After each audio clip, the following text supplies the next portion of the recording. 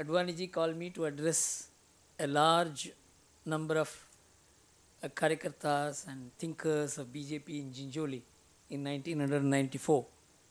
And after that, this is an opportunity which I have got to share my thoughts.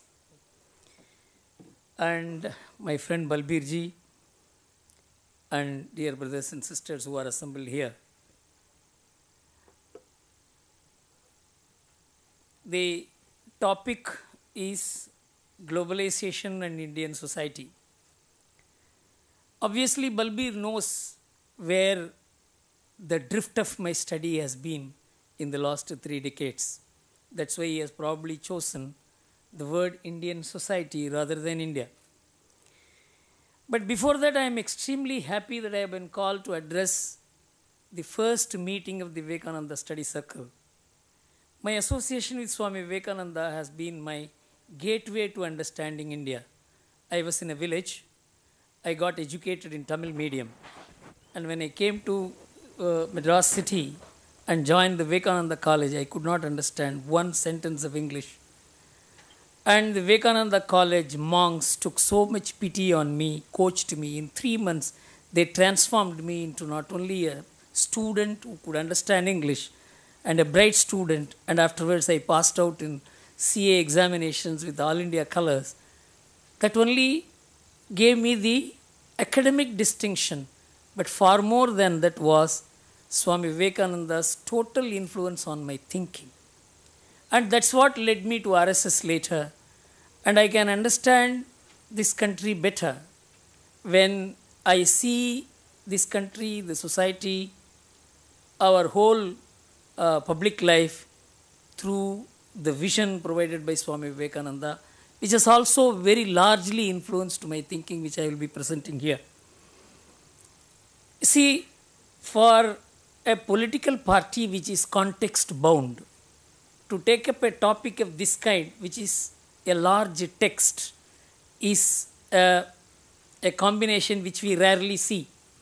Every political party is interested in dealing with the day-to-day situation. But globalization as an economic, as a politico-economic phenomenon, what impact it will have on the Indian society is a very large issue which transcends all contexts. You cannot limit it to a context. In fact, it may not be fitted into a context. So, I am happy that the BJP is taking up an issue which is not unrelated to the context, but which transcends the context. But it is very important, because if a party were to look up on what its responsibility is in handling the society, the nation, the polity, and the institutions associated with it, the core understanding will have to be of what this society is.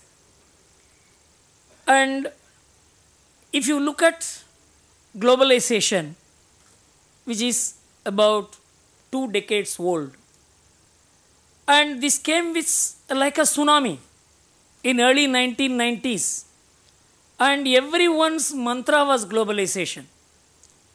And today, if there is any word which is practically absent in the global discourse, it is globalization. I don't think anyone very seriously talks about globalization today. People talk about global trade. People talk about global investment. People talk about global demand, global supply. But there is no discourse about globalization today, because in 20 years the world has got fatigued with the idea of globalization, because it was an undefined concept, ill-defined concept, poorly executed. It has produced enormously wrong results, not only for people who were not part of the decision making about globalization, but also people who decided about globalization. And 2008 has proved that the basis on which globalization was driven, the theories, the financial theories, the market theories, the theories about the relationship between the people and the society, the government and the people, have all proved to be wrong. In June 2010, The Economist magazine came out with a cover story on the state of the economic theories today. It said the economic theories expounded in the last 30 years, which incidentally produced globalization, are useless at best and positively harmful at worst. All the theories for which Nobel Prizes were given were found to be not only faulty, but they were also found to be harmful, like what is known as the Black-Scholes theory, about which I will make a mention in the course of a presentation. When the tsunami of globalization struck India, and we had no intellectual wherewithal or basic groundwork to understand what its impact is going to be on us, there was no literature, there was no counter-opinion building. It was a complete mass defection from the socialist pursuit to the market pursuit. And some of us who did not agree with it didn't know how to stop and make the people think that this may not be the right way. So we started traveling across the country, and all that I am going to share with you today is the empirical knowledge which all of us gathered as to what happens in Ludhiana, Batala, Rajkot, Jamnagar, Morbi, right down to Thoothukudi. We visited about 42 industrial clusters in a period of about 5 to 6 years and found that the assumptions on which policies are being decided, the economic discourse that is taking place in this country, have nothing to do with the productive energies of India. And I will give you a small example. All of us are very educated. We think about the country, we are concerned about the country. But how many of us know which is the place which has the highest per capita income in India? It is not Bombay, it's not Delhi, it's not Calcutta, it is not Chennai, it is not Bangalore, it's not Hyderabad. It is a small place called Morbi in Gujarat, where people make the Ajanta wall clock. It's a small community. And you go, you can't talk to anybody in English because nobody will understand English. When I was talking to the Rajkot Industries Association chairman, we talked till 2 o'clock in the morning from about 9 o'clock in the evening. The only common word in English which we could understand was the word Baroda. He knew nothing about English, but they have set up such a powerful industrial establishment. And it opened my eyes. It is not done by universities. They produced universities. It is not engineering colleges that set up this kind of development model, but they set up engineering colleges. Take Coimbatore, for instance. It is industry which set up educational institutions and not vice versa. So this gave me a totally different perspective that what is happening in this country is not reflected in the economic discourse of India, and it is with this perspective I am going to share with you what is my understanding of the Indian society and what we, the intellectuals of India, the academics of India, the educational institutions of India, and I would partly put the blame on the political class of India who have not traced the economic history of India. I will share my experience in the IIT Bombay, where in 2010 they had invited me to share platform with Mr. Adi Godrej. And he was to speak first and I was to speak later. It was a very, very tough program.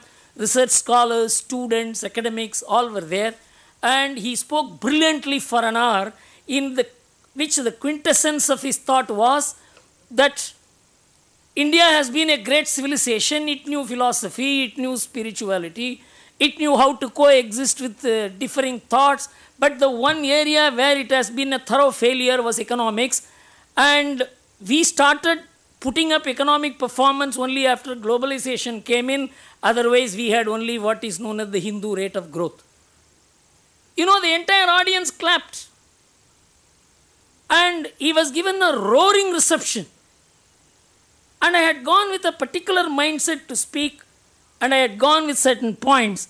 I kept aside all the points because I was surprised that in such an institution of such high learning, which is going to brand India, which is going to represent India as a rising intellectual giant, IITs, IIMs, I was surprised at the kind of ignorance about India. So I decided to keep aside the notes which I had taken and began talking on what is the current Western understanding about the Indian economic performance. You know, our mind about India was made by scholars who never visited India, who never dealt with Indians, who never read any Indian literature. Take two persons, for instance, Karl Marx. In the year 1853, before he wrote the Das Kapital in 1857, Karl Marx wrote a couple of articles actually on 25th June 1853. In the New York Herald Tribune, he wrote two articles in which he traced what his understanding about India was. He said it is a very peculiar country. It's one country, no doubt. And it has some kind of a centralized living model. And it is infrastructure and the mobility of the people are looked after by king who somehow function together. But economically, if you look at that country, every village is an economic unit. It is a tariff unit. And it doesn't import or export anything. It produces and consumes. The producer is also the consumer is also the producer, which he later on called the Asiatic method of production. He said it's a very peculiar country. And there is no economic inequality because no one has any power over others. This was called primitive socialism in the communist terminology even today. But he said there is something very wrong with this society. They are worshipping monkeys. They are worshipping cows. And such a backward society can never progress and carry out a revolution which is necessary for advancement of the human race. It is necessary to destroy the social base, the society. And that work the British is doing, even though it is a very painful destruction, it is a pleasurable destruction also. This is what Karl Marx said. You know, the man never came to India, he never read in Indian literature, he never met any Indian and spoken about India, but he wrote about India, and you know, he became one of the most powerful thinkers influencing the Indian intellectual establishment, political establishment, sociology, and economic thinking. And our academics are still under the grip of this powerful thought that India is semi-barbaric. This is what he classified India as. And then another person, Max Weber, less known but a more powerful social thinker, he was the man who aligned economics and sociology. He wrote a book called Sociology of Economics, which defined why the Protestant societies are coming up and Catholic societies are lagging behind. And he said that Protestant societies, because they release a person from the control of the church and from the control of the hierarchy, it opens a person to individualism, entrepreneurship, enterprise, and so they are more fitted to handle capitalism. And he predicted in early 1900 that America would become an economic power only because of the Protestant ethic. He was absolutely right. As for the Christendom, the relative values of capitalism with Protestant Christianity and Catholic Christianity. And he is one of the most powerful and influential thinkers of the sociological and economic establishments and academics all over the world today. And there are researches which show that these two thinkers influenced Indian establishment more than any other intellectuals. And I would have been very happy if Max Weber had stopped writing with only his understanding about Europe and America. But he wrote a book in 1925 which was not published till 1950. That was about the religion of Hinduism and Buddhism, in which he said two societies can never come up.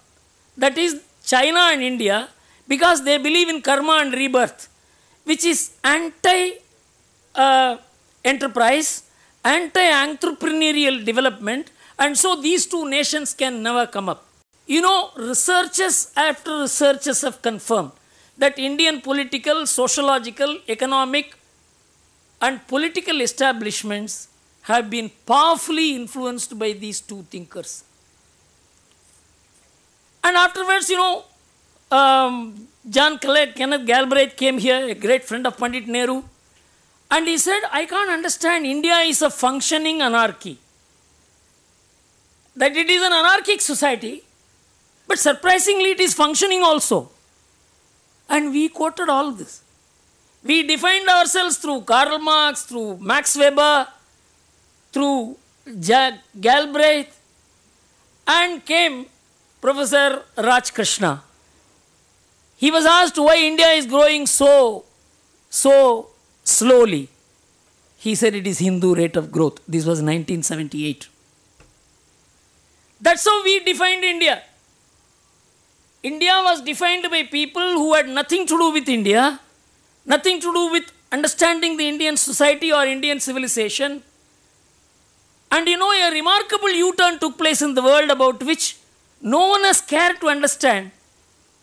That in 1970s, when Japan began rising as an economic power, the West was surprised. Because economic development, economic progress is supposed to be the preserve of the West. How could Japan, from Asia, an underdeveloped place, a place which is condemned not to develop, a Buddhist country, how could it develop? And so one Paul Bayrock, a Belgian economist, made a thorough study of the economic development of different nations from 1750 to 1918. And he came out with a surprising finding that in 1750, if you draw the economic development statistics of the world, it would look like this. China, 32.8% share in global GDP. China was the top country in 1750 with 33% of world GDP. India second with 25% of world GDP. UK, one of the last with 1.8% of the world GDP. America with 0.1% of world's GDP. He said these are the structure of the world economy in 1750. And India went down from 24.5 in 1750 to 20 in 1800, 17 in 1830, 8 in 1880, 1.7 in 1900. In just 150 years, the Indian economy, the Indian polity, the Indian society, the Indian civilization crashed. And the same thing happened to China. From 33% in 1750, China became 6% in 1900. And in the same period, UK and US, which had just 2% between them in 1750, their share went up to 41% in 1900. This completely transformed, paradigm shifted, transferred the power, economic power, political power, cultural power, civilizational power from Asia to the West. When Paul Bayrock came up with this theory, the West was stunned. Ferdinand Braudel, a very well-known French historian, he said that Europe, unlike today, far from having reached a level of wealth vastly superior to the living standards of the rest of the world, it's not correct. Others had much better standard of living than us. Then Bayrock and Leboya, they wrote in 1981, it is very likely that in the middle of the 19th century, the average standard of living in Europe was a bit lower than the standard of living of the rest of the people in the world. This shook the West. The West was always superior. How is it that the Western researchers have shown that Asia was a mighty economic giant and India was an economic giant? And so this job was given. Even London Economist noted it in 1990. Then Angus Maddison, the greatest economic historian ever, he was given the responsibility by the OECD countries to test and verify whether Paul Bayrock's research was correct or not. It was not a single man's research. They instituted what is known as a Development Studies Institute. All the 20 countries funded it, and he was given a fleet of research scholars to work with, and Angus Maddison started his work like this. If Bayrock is right, then much more of the backwardness of the third world, that is Asia, presumably has to be explained by colonial exploitation, and much less of Europe's advantage can be due to scientific precocity, continued slow accumulation of wealth, and organizational financial superiority. You cannot say it happened, our growth happened because of this. It has to be with colonial exploitation. This is how Angus Madison started the work and said that Paul Byro cannot be correct. And Angus Madison came out with the final conclusion in the year 2001. Until June 2010, Angus Madison kept on publishing his researches, in which he said he drew a 2000-year economic history of the world, starting from the first year of the common era called AD. He said, if you look at the economic statistics in the year 2000, in the year 1 of the common era, India tops the world with 34% of world GDP, China next. In the year 1000, if you draw the economic statistics, India still leads with 28%. In the year 1400, India again leads. In the year 1500, India again leads. In the year 1600, China overtakes India. In the year 1700, India overtakes China. And Angus Madison came to the conclusion that Indian economic crash occurred essentially and wholly because of colonial exploitation. When I mentioned this to the IIT students, scholars, researchers, academics, they were stunned. No one knew. And Adi Gandharaj was also there. It's all available on the YouTube. You can see both the lectures. And after I completed the lecture, and of course I said more, which I will say here, and all of them came and surrounded. Sir, you don't stop with giving this lecture. We want you to run a course for us. And I ran a course for them in the first quarter of this year.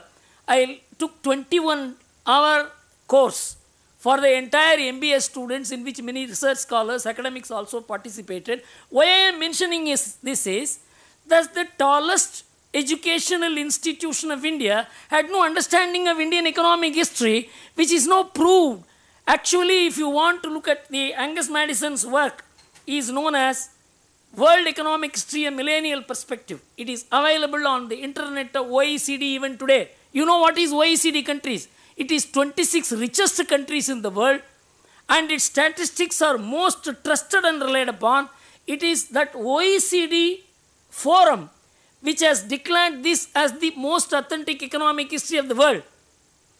The benefit of this study, Karl Marx did not have.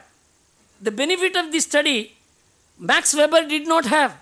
The benefit of this study, Galbraith did not have, nor Mr. Professor Raj Krishna. But still, day before yesterday, I see articles being written about the Hindu rate of growth. You can understand the divergence between the truth and the myth. The myth about India, which has settled in our mind, has made us debrand India, devalue the Indian society, and all the problems of India we attribute to the Indian society. Take for instance just the gender phenomena.